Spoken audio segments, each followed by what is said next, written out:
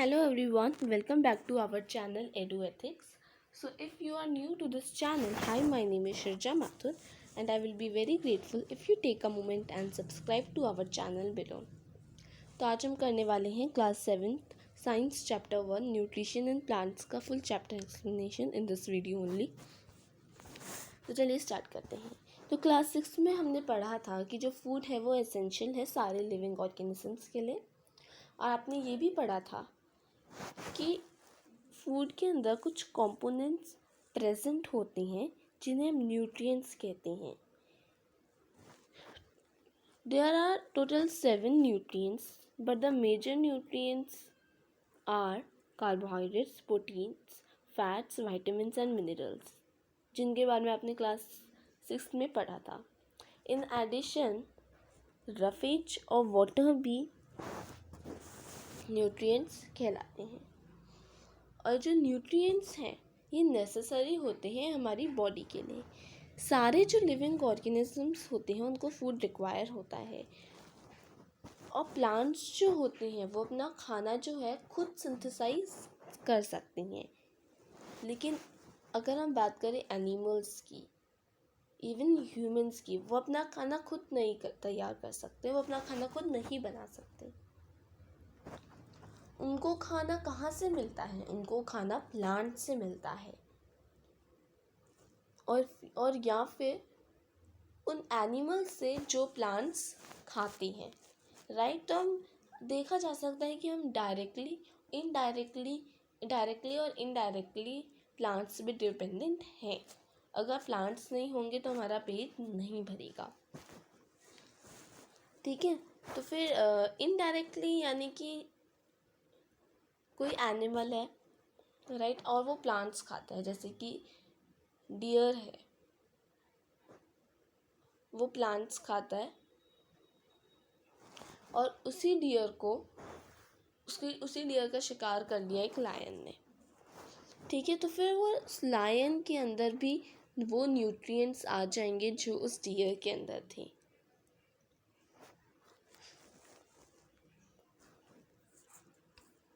Right. यानी कि जो डियर ने जो कुछ भी खाया और जो कुछ भी उसको लगा खाने, जो भी यूटिलाइजेशन हुआ उसकी बॉडी में खाने का, ठीक है।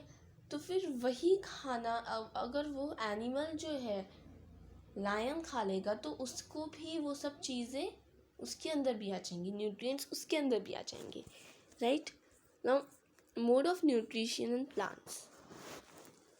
तो प्लांट्स जो है वो ओनली ऑर्गेनिज्म है, ओनली लिविंग ऑर्गेनिज्म है जो कि अपना खाना खुद प्रिपेयर कर सकता है for themselves by using some simple substances. कुछ सिंपल सब्सटेंसेस जो कि उसके आसपास है, प्लांट्स के आसपास है, उससे वो अपना खाना तैयार कर सकता है। वो सिंपल सब्सटेंसेस क्या है? वाटर है, कार्बन डाइऑक्साइड, मिनरल्स, ये जो रॉ मटेरियल्स हैं जो कि सराउंडिंग्स में प्रेजेंट है। नाउ न्यूट्रिएंट्स जो होता है वो एनेबल करता है लिविंग ऑर्गेनिज्म को to build their bodies, to grow, to repair damage part of their bodies. यानी कि कहीं चोट लगी तो फिर अगर आपको जितने न्यूट्रिएंट्स मिल रहे हैं उससे आप जल्दी रिपेयर होगे, ठीक होगे। तो इस न्यूट्रिएंट्स बहुत ज़रूरी होते हैं, इसलिए तो कहते हैं अच्छा खाओ। अगर कभी बुखार आया या फिर कभी तबीयत ख़राब हो गई, खांसी ज़ुकाम हो गया या फिर चोट लग गई, तो फिर खूब सारा क्या खाओ? खाना खाओ, अच्छा खाना खाओ, न्यूट्रिएंट्स मिलते हैं उससे, और उससे आप जल्दी ठीक हो पाते हो। अब बात करते हैं न्यूट्रिशन की। तो न्यूट्रिशन जो है वो एक मोड है of taking food by N organisms, और जिसका यूटिलाइजेशन होता है बॉडी के अंदर, उसे हम न्यूट्रिशन कहते हैं। तो here is the definition of nutrition.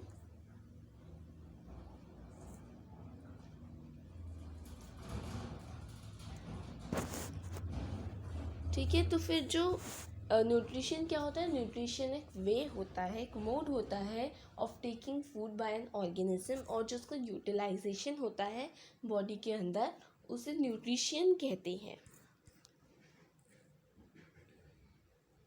तो जो मोड होता है न्यूट्रिशन का, जो वे होता है न्यूट्रिशन का, इन विच ऑर्गेनिजम्स मेक फूड, जिससे जो ऑर्गेनिजम्स हैं खाना बनाते हैं for themselves from simple substances, उसे हम ऑटोट्रॉफिक कहते हैं। तो ये दो टाइप्स के न्यूट्रिशन है, right? Autotrophic and heterotrophic. Heterotrophic mode of nutrition में ऑटोट्रॉफिक मोड ऑफ न्यूट्रिशन में क्या है? इसमें जो ऑर्गेनिज्म है वो अपना खाना खुद बनाता है यूजिंग सम सिंपल सब्सटेंसेस, कुछ सिंपल सब्सटेंसेस की हेल्प से, जो कि उसको सराउंडिंग्स में मिल रही है, राइट? और वो एनिमल्स जो अपना खाना खुद बनाते हैं बाय यूजिंग सिंपल सब्सटेंसेस, उन्हें हम ऑटोट्रॉफ्स कहते हैं। और ऑटोट्रॉफ्स का एग्जाम्पल है green plants. Okay, so the mode of nutrition in which organism, तो ऑटोट्रॉफिक की आपको डेफिनेशन यहाँ पे दे रखी है। The mode of nutrition in which organisms make food for themselves from simple substances is called autotrophic. Now auto means, जो autotrophic का auto है उसका मतलब होता है सेल्फ, और ट्रॉफोस मतलब नरिशमेंट, सेल्फ नरिशमेंट।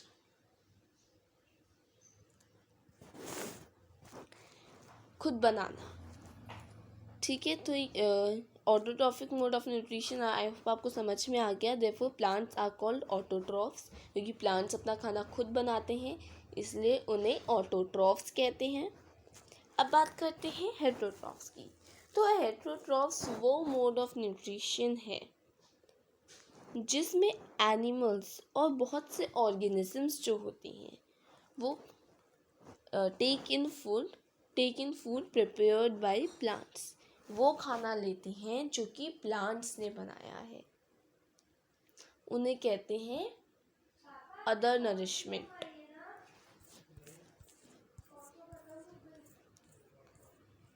हेटरोज मतलब अदर नरिशमेंट, यानी कि दूसरों का बनाया हुआ वो खाते हैं, ठीक है।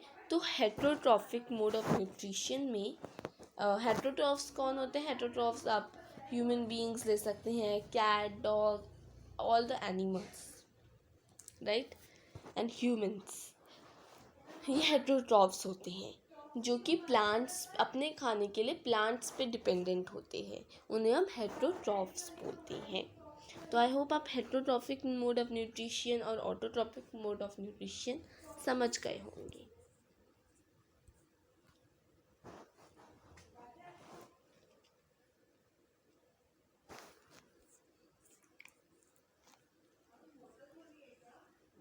अब बात करेंगे फोटोसिंथेसिस की। तो अब फोटोसिंथेसिस काफ़ी डिटेल में समझाया गया है। Let's see. Now leaves are the food factories. अब जो लीव्स हैं वो फूड फैक्ट्रीज है प्लांट्स की। क्यों हैं वो अब ये देखेंगे। Therefore all the raw materials must reach the leave. देखिए, लीव्स जो होती है वो फूड फैक्ट्रीज होती हैं प्लांट्स की, और इसीलिए सारे जो रॉ मटेरियल्स होते हैं वो लीव तक पहुंचने चाहिए। वाटर और मिनरल्स जो होते हैं वो सॉइल में प्रेजेंट होते हैं और फिर एब्जॉर्ब किए जाते हैं रूट्स के द्वारा, और फिर वो ट्रांसपोर्ट होते हैं लीव्स में, ठीक है, समझे। यानी कि जो वाटर और मिनरल्स होते हैं वो सॉइल में प्रेजेंट होते हैं, फिर वो एब्जॉर्ब किए जाते हैं रूट्स के द्वारा, और फिर ट्रांसपोर्ट होते हैं लीव्स में। Carbon dioxide from air is taken in through the tiny pores present on the surface of leaves. तो ये जो कार्बन डाइऑक्साइड होता है, अब ये लीव्स में कैसे जाता है? तो कुछ टाइनी पोर्स प्रेजेंट होते हैं लीव्स के सरफेस में। लीव्स के सरफेस में कुछ टाइनी पोर्स प्रेजेंट होते हैं जिन्हें हम स्टोमाटा बोलते हैं। ठीक है, ये जो पोर्स होते हैं ये सराउंडेड होते हैं गार्ड सेल्स से। गार्ड सेल्स से ये जो पोर्स होते हैं, टाइनी पोर्स, ये प्रेजेंट होते हैं। इन पोर्स को हम बोलते हैं स्टोमाटा। ठीक है, तो कार्बन डाइऑक्साइड जो होती है वो कैसे अंदर जाती है लीव्स के, कुछ टाइनी पोर्स से, जिन्हें हम स्टोमाटा बोलते हैं। ठीक है, और ये जो टाइनी पोर्स होते हैं ये सराउंडेड होते हैं कुछ गार्ड सेल से। चलिए अब सेल के बारे में जान लेते हैं। यू हैव सीन, आपने देखा होगा कि जो बिल्डिंग्स होती है वो ब्रिक्स की बनी होती है। सिमिलरली जो हमारी बॉडीज होती है, लिविंग ऑर्गेनिज्म की जो बॉडी होती है वो कुछ टाइनी यूनिट से बनी होती हैं जिन्हें हम सेल्स बोलते हैं। सेल्स जो हैं वो इतने छोटे होते हैं, इतने छोटे होते हैं कि आपको सिर्फ वो माइक्रोस्कोप से ही दिखेंगे। कुछ जो ऑर्गेनिजम्स होते हैं वो सिर्फ वन सेल से, only a single cell, one cell से बने होते हैं। अब सेल के स्ट्रक्चर के बारे में बात करते हैं। तो जो सेल होता है वो एनक्लोज्ड होता है by a thin outer boundary. ठीक है, जिन्हें हम सेल मेम्ब्रेन बोलते हैं। Now let's see the cell membrane. तो देखिए ये सेल है, सेल जो है ये सराउंडेड है सेल मेम्ब्रेन से। एक थिन आउटर बाउंड्री होती है जिसे हम बोलते हैं सेल मेम्ब्रेन। सेल किससे सराउंडेड है? सेल मेम्ब्रेन से सराउंडेड है। ठीक है, ज़्यादातर जो सेल्स होती हैं have a distinct centrally located, यानी कि बीच में एक लोकेटेड होती है एक चीज़ जिसका स्ट्रक्चर स्फेरिकल होता है और इसे हम न्यूक्लियस कहते हैं। ये होता है न्यूक्लियस। सेल के बीचों बीच एक चीज़ प्रेजेंट होती है एकदम सेंट्रली लोकेटेड, जो कि शेप में स्फेरिकल होती है और इसे हम न्यूक्लियस कहते हैं। और न्यूक्लियस जो होता है वो सराउंडेड होता है साइटोप्लाज्म से। एक जेली लाइक स्ट्रक्चर होता है ये, जिससे एक जेली लाइक सब्सटेंस होता है जिसे हम साइटोप्लाज्म कहते हैं।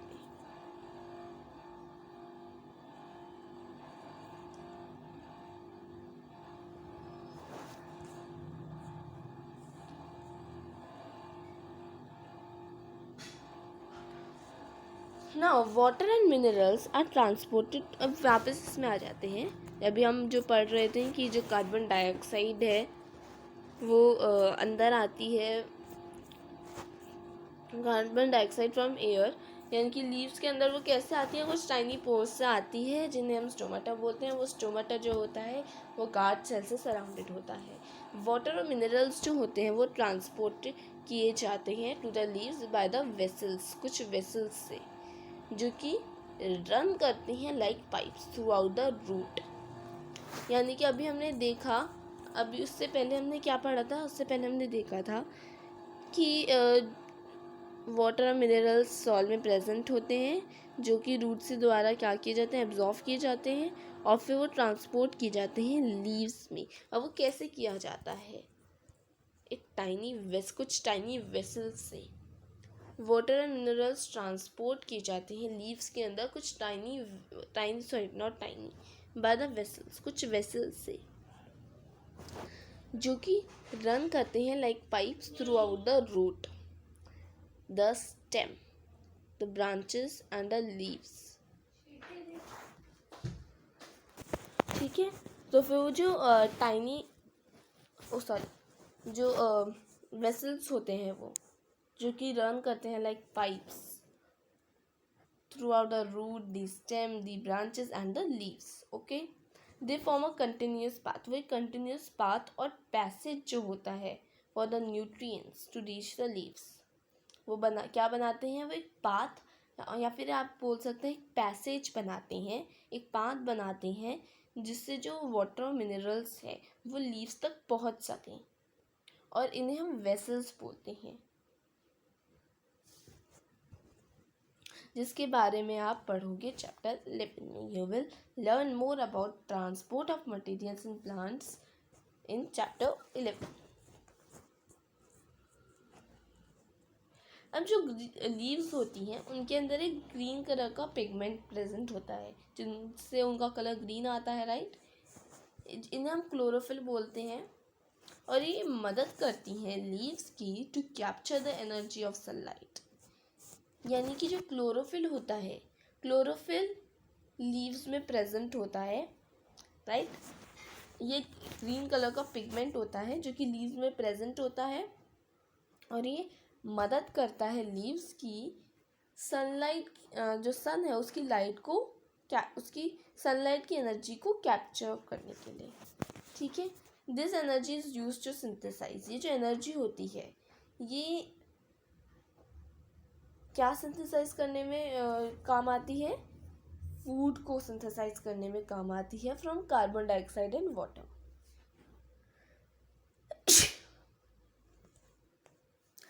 Since the synthesis of food occurs in the presence of sunlight, यानी कि जो फूड का सिंथेसाइज होता है प्लांट के द्वारा, लीव्स के द्वारा, वो सिर्फ अकर होता है in the presence of sunlight.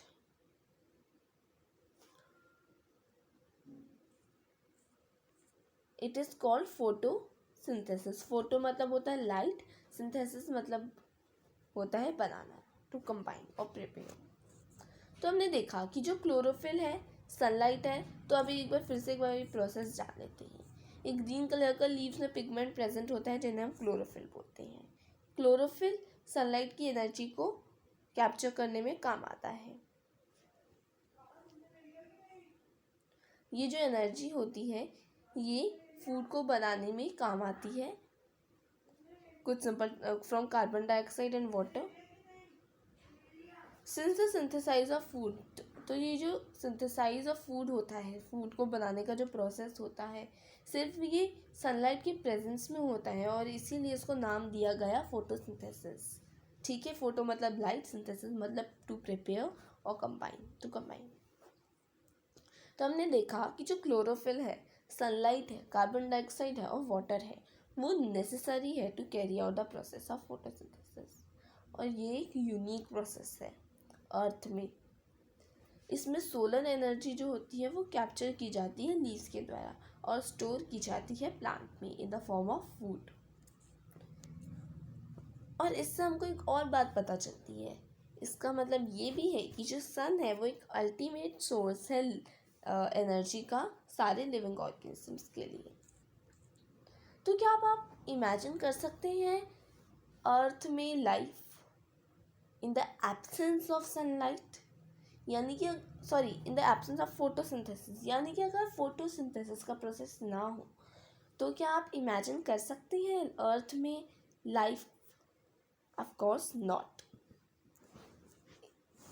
अगर फोटोसिंथेसिस का प्रोसेस नहीं होगा अर्थ में तो फिर हम भी नहीं होंगे, राइट, क्योंकि हमें खाना नहीं मिलेगा और हम सर्वाइव नहीं कर पाएंगे।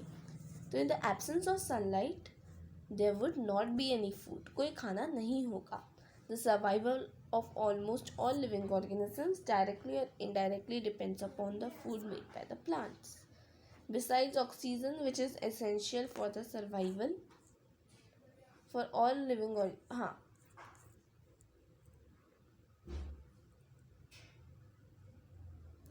तो फोटो इसमें आंसर दिया गया है, फोटोसिंथेसिस की एब्सेंस में फूड नहीं होगा और जो सर्वाइवल होगा सारे लिविंग ऑर्गेनिजम्स के लिए वो ऑलमोस्ट डायरेक्टली और इनडायरेक्टली प्लांट्स पे डिपेंडेंट है upon the food made by plants.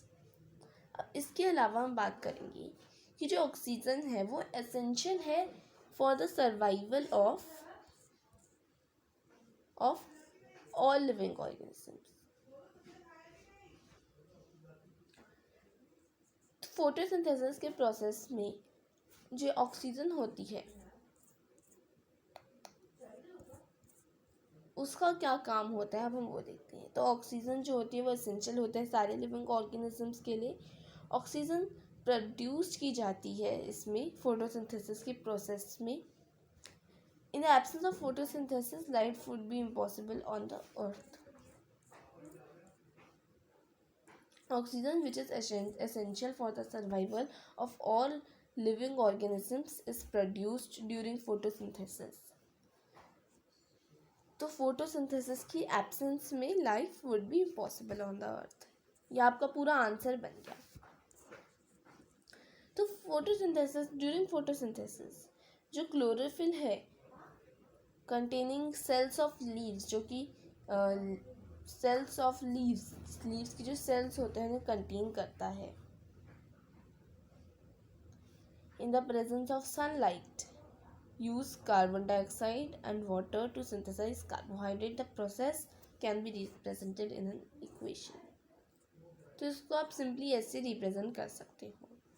Carbon dioxide, अगर सनलाइट और क्लोरोफिल की प्रेजेंस में जब कार्बन डाइऑक्साइड और वाटर मिलते हैं तो फिर कार्बोहाइड्रेट और ऑक्सीजन बनता है. ठीक है. और इस प्रोसेस को आप ऐसे क्या कर सकते हो, इस इक्वेशन में रिप्रेजेंट कर सकते हैं.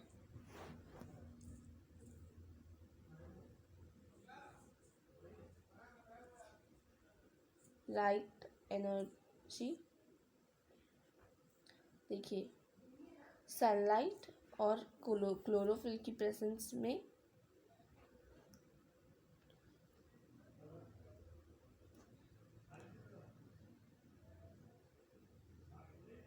जब वाटर और कार्बन डाइऑक्साइड मिलते हैं तो क्या बनता है, कार्बोहाइड्रेट और ऑक्सीजन बनती है.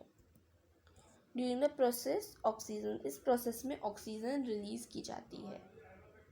जैसे कि हमने अभी स्टार्टिंग में देखा था. ठीक है, अभी हमने स्टार्टिंग में क्या देखा था कि ऑक्सीजन जो होती है वो एसेंशियल होती है सारे लिविंग ऑर्गेनिजम्स के लिए. और इस प्रोसेस में जो ऑक्सीजन होती है वो प्रोड्यूस की जाती है.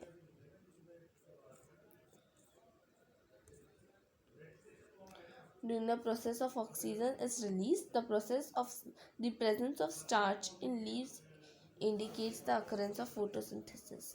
तो जो प्रेजेंस होती है लीव्स में, जो स्टार्च का प्रेजेंस होता है,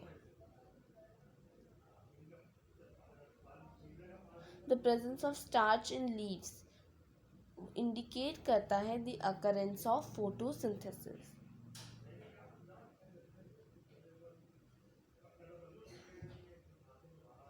तो लीव्स में जो स्टार्च का प्रेजेंस होता है वो इंडिकेट करता है द अकरेंस ऑफ फोटोसिंथेसिस.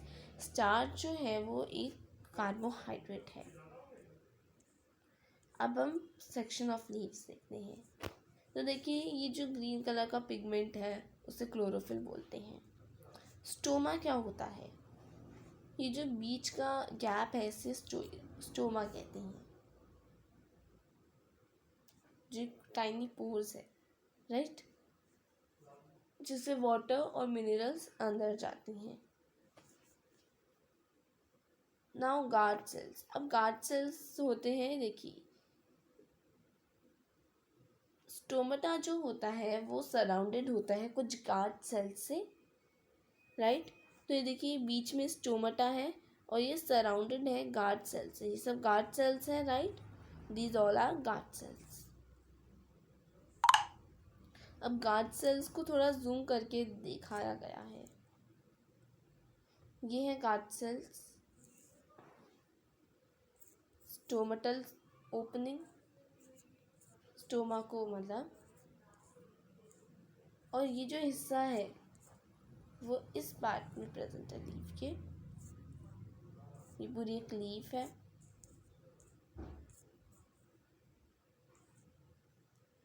अब इसमें आपको एक आयोडीन टेस्ट करवाया गया है लीव्स में.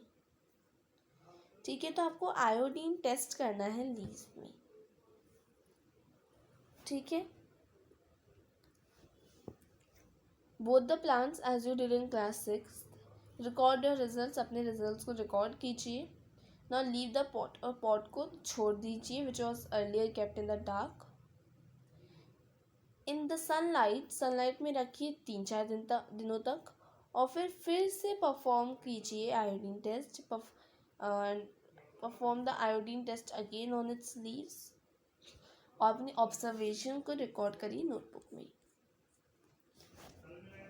जो लीव्स हैं, अब एक बात इसमें बताई गई है कि जो लीव्स हैं other than green also have chlorophyll. तो ग्रीन प्लांट्स के मतलब जो ग्रीन लीव्स होती हैं उनके अलावा भी जो लीव्स होती हैं जैसे कि कलरफुल लीव्स जो होती हैं उनमें भी क्लोरोफिल प्रेजेंट होता है, बस थोड़ा कम होता है। The large amount of red, brown and other pigments mask are green और mask the green colour. Photosynthesis takes place in these leaves also. इन लीव्स में भी फोटोसिंथेसिस का प्रोसेस होता है।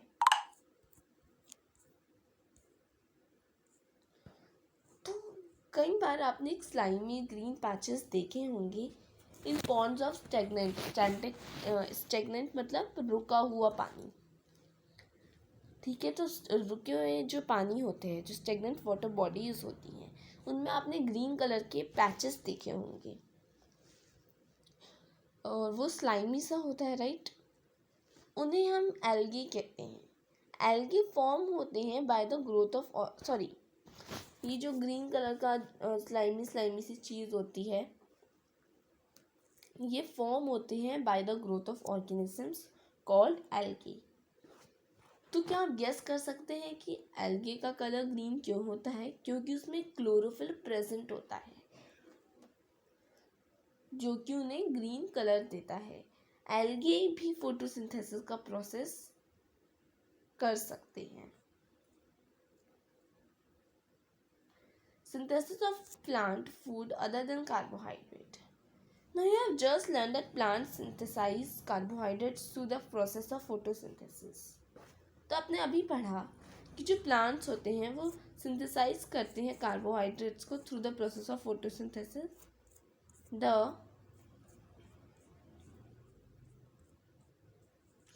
Carbohydrates are made of carbon dioxide. जो carbohydrates होती हैं वो कार्बन डाइऑक्साइड, हाइड्रोजन, ऑक्सीजन के बने होते हैं। These are used to synthesize other components of food such as proteins and fats.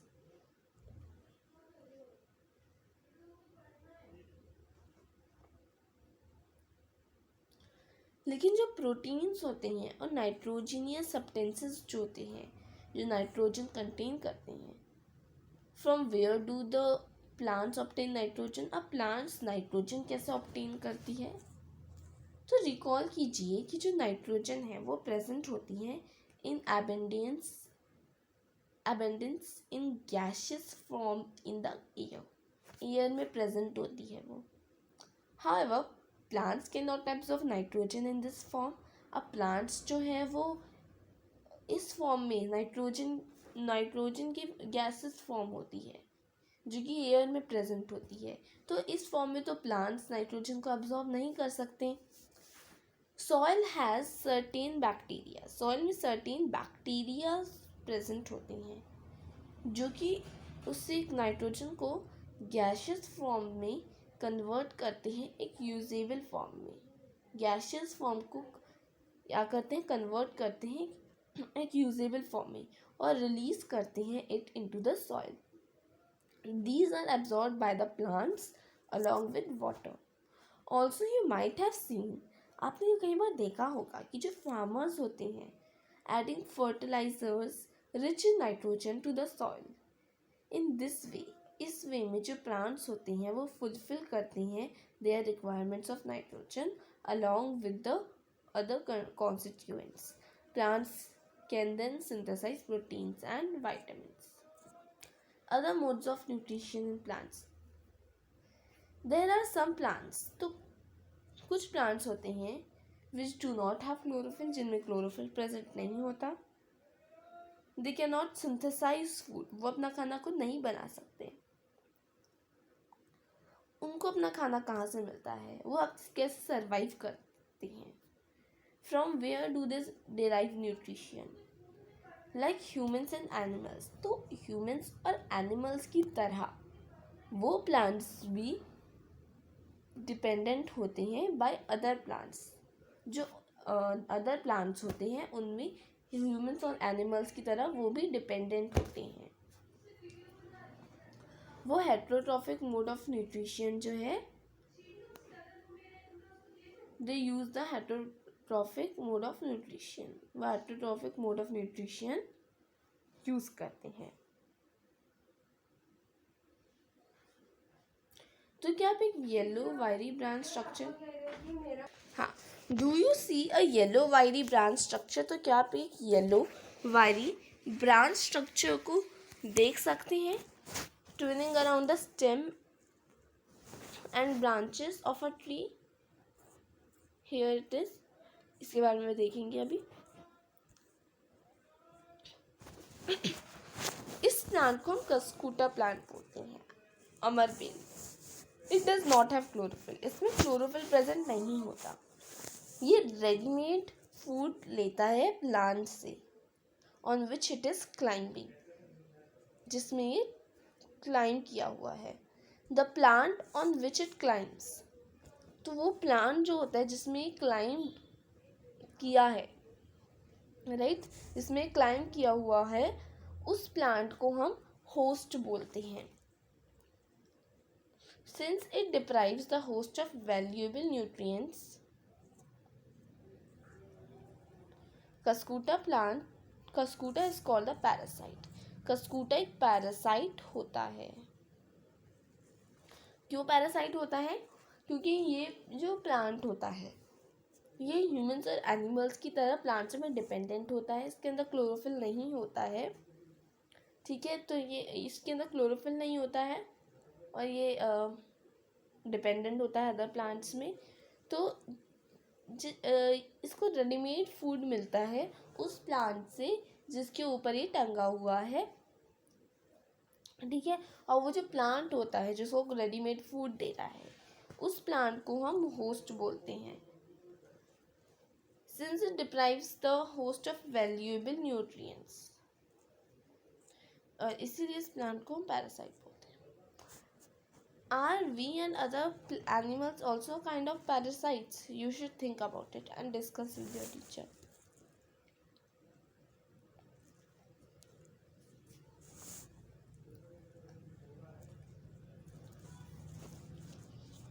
तो क्या आपने, अब आप सोचिए, बहुत ही अभी मज़ेदार पार्ट आने वाला है.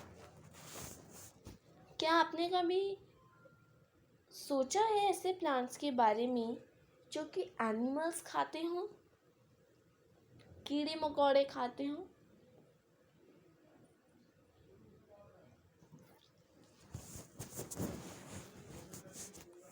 तो देखिए, ये जो प्लांट्स, कुछ ऐसे टाइप्स के भी प्लांट्स होते हैं जो कि कीड़े मकोड़े खाते हों.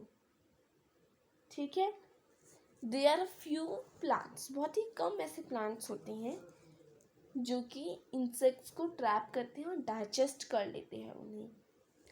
Is it not amazing? Yes, of course it is very amazing. It's amazing. Such plants में बी ग्रीन और ऑफ सम अदर कलर.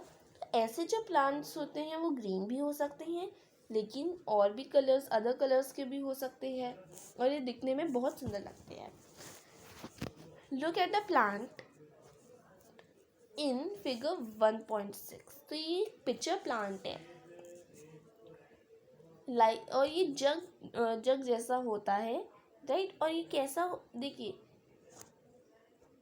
जो इंसेक्ट्स होती हैं वो उससे अट्रैक्ट होके इसके पास आती है. ठीक है, और फिर ये ट्रैप कर लेता है उन्हें. देखिए, आप आगे देखते हैं. इनका जग लाइक स्ट्रक्चर होता है. Is the modified part of leaf. The apex of the leaves. जो एपेक्स होता है लीव्स का, वो फॉर्म करता है एक लिड जो कि ओपन हो सकती है और क्लोज भी हो सकती है. This is the lid.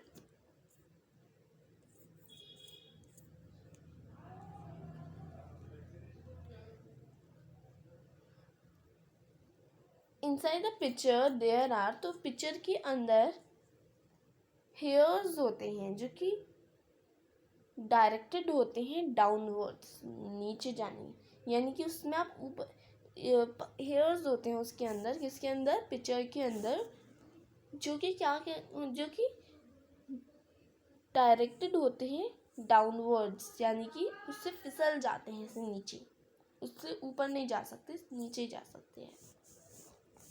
तो जब कोई इंसेक्ट लैंड करता है पिक्चर में, जो लिड है वो क्लोज हो जाती है और इंसेक्ट ट्रैप्ड हो जाते हैं, gets entangled into the hair, the lid closed and insect is trapped. The insect is digested by the digestive juices secreted in the picture and its nutrients are absorbed. उसके जो nutrients होते हैं वो absorbed हो जाते हैं।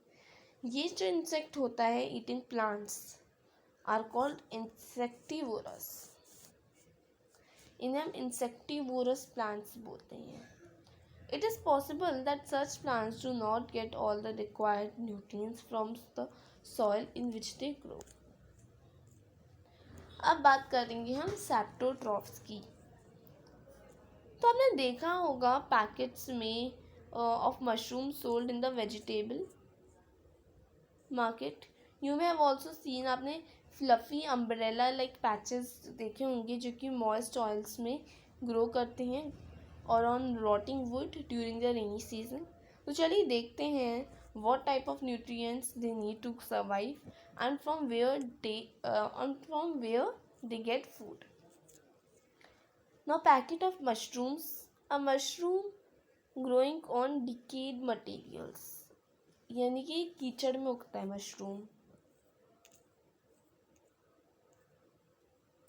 आपको एक पीस ऑफ ब्रेड लेना है और उसको मॉइस्चर करना है it with water, leave it in a moist warm place, उसको मॉइस्ट वार्म प्लेस में रखिए 2-3 दिनों तक, और until fluffy patches appear on them. What is the color? अभी जो fluffy patches होते हैं इनका कलर कैसा होता है?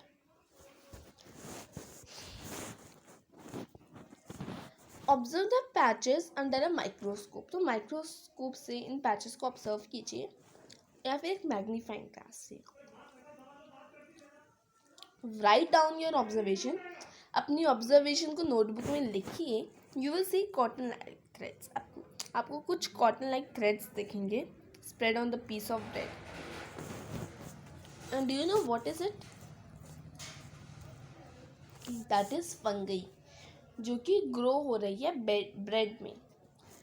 ये जो ऑर्गेनिजम्स होते हैं फंगई कहती हैं। They have a different mode of nutrition, इनका एक डिफरेंट मोड ऑफ न्यूट्रिशन होता है, इनका होता है सेप्टोट्रॉफिक न्यूट्रिशन।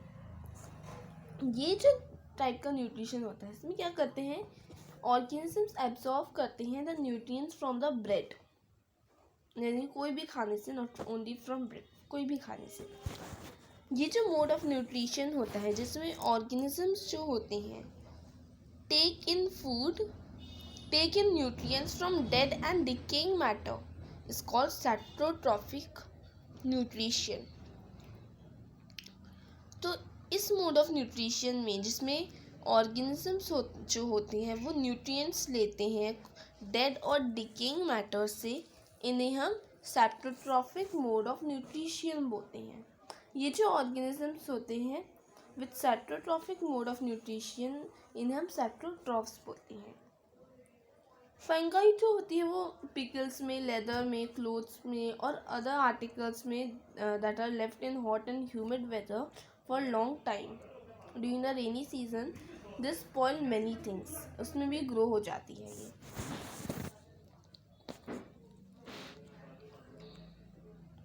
ये जो फंगल स्पोर्स होते हैं ये जनरली प्रेजेंट होते हैं एयर में when they land on wet and warm things, जब ये वेट और वार्म थिंग्स में लैंड करते हैं दे जर्मिनेट एंड ग्रो, वो जर्मिनेट होते हैं और ग्रो करने लग जाते हैं और ये बढ़ते ही जाते हैं।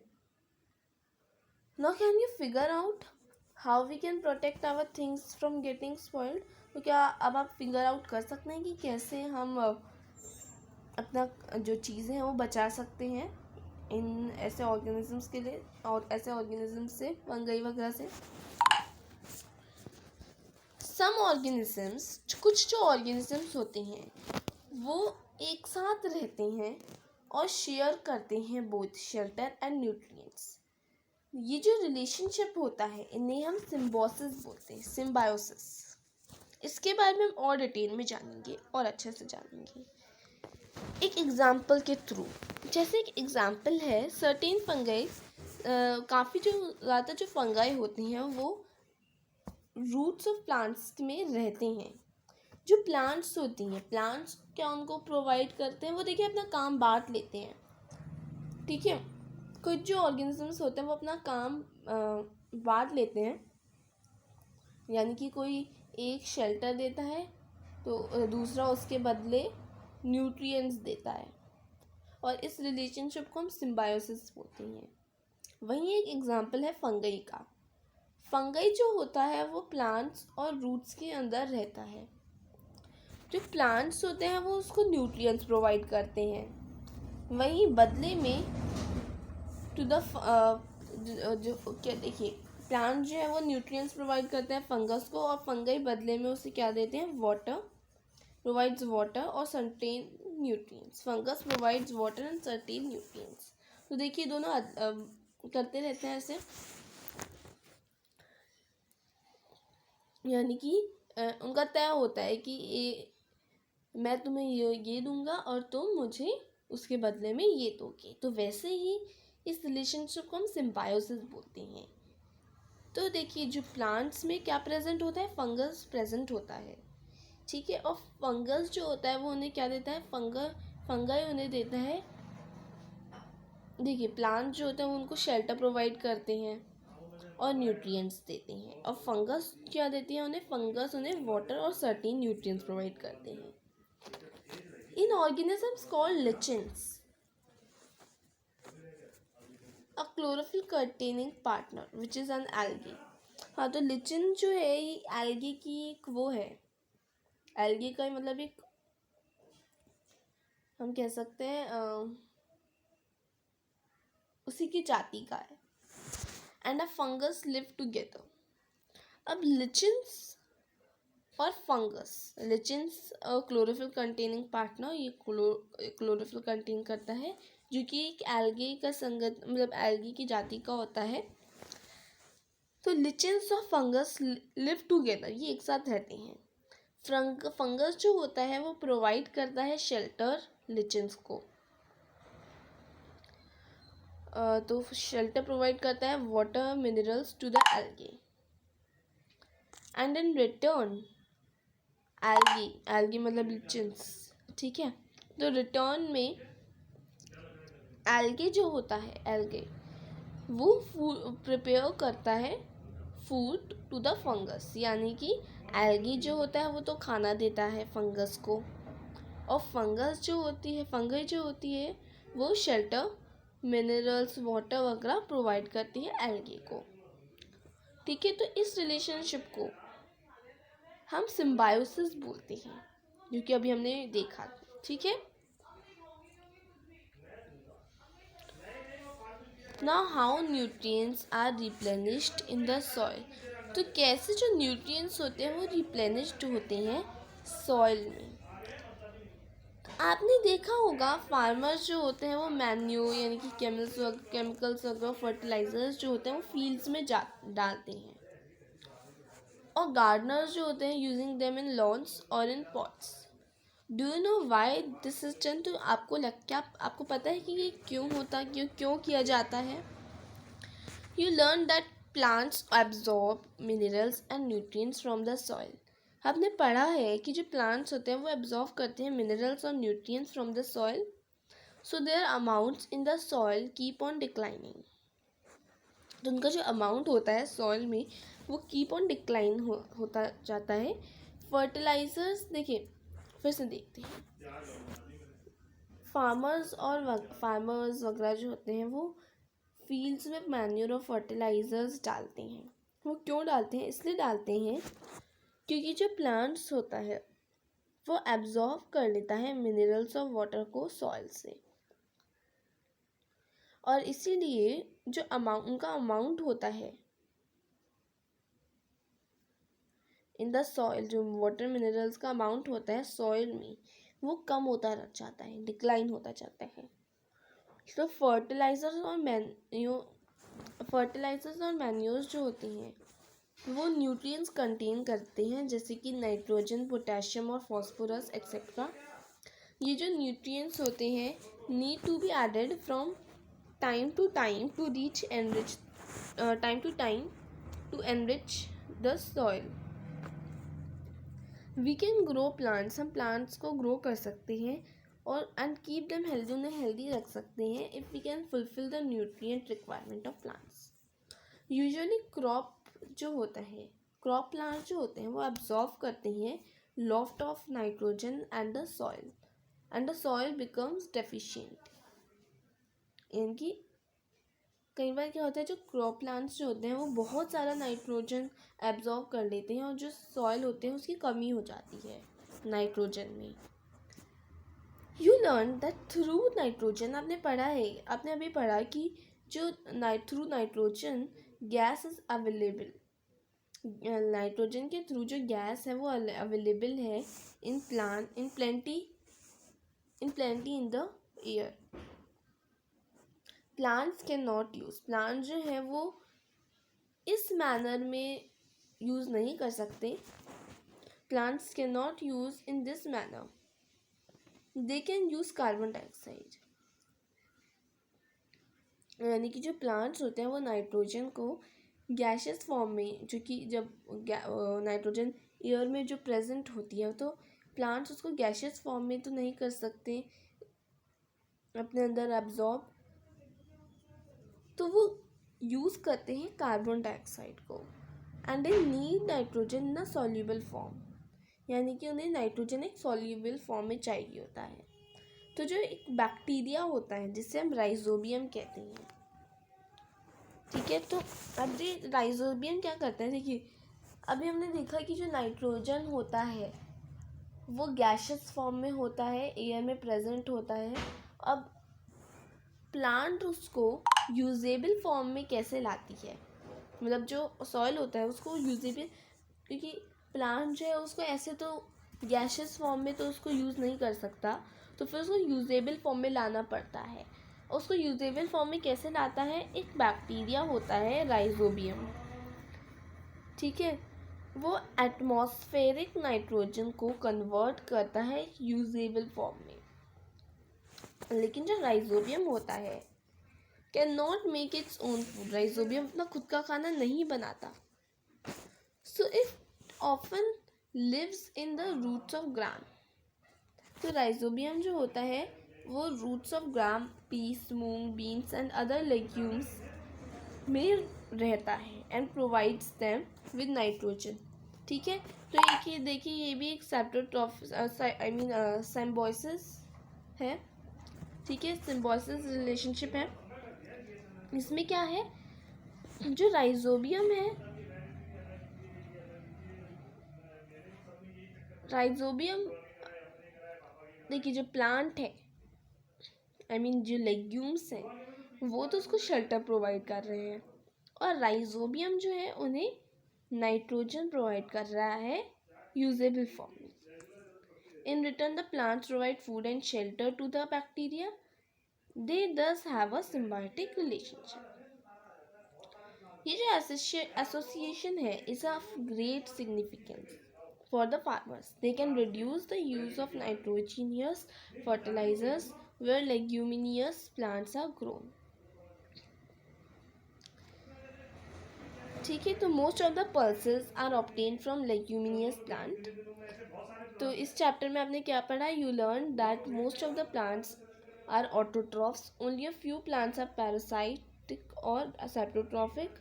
They derive nutrition from other organisms. All organisms are categorized as heterotrophs since they depend on plants and other animals for food. Can we say that the insectivorous plants are partial heterotrophs. Now keywords है autotrophic, chlorophyll, heterotrophs, host, insectivorous, nutrients, nutrition, parasite, photosynthesis, saprotrophs, saprotrophic, stomata. ठीक है, अब हम एक बार summary पढ़ लेते हैं. All organisms need food and utilize it to get energy for growth and maintenance of their body. Green plants synthesize food for themselves by the process of photosynthesis. They are autotrophs. Plants like Cuscuta are parasites. They take food from the host plant. Plants are simple chemical substances like carbon dioxide, water, and minerals for the synthesis of food. Chlorophyll, water, carbon dioxide, and sunlight are the essential requirements for photosynthesis. Complex chemical substances such as carbohydrates are the products of photosynthesis. Solar energy is absorbed by the chlorophyll present in leaves. Plants' oxygen is produced during photosynthesis. Oxygen released in photosynthesis is utilized by living organisms for their survival. Many fungi derive nutrition from dead and decaying matter. They are saprotrophs. A few plants and all animals are dependent on other for their nutrition and are called heterotrophs. So this is all our chapter.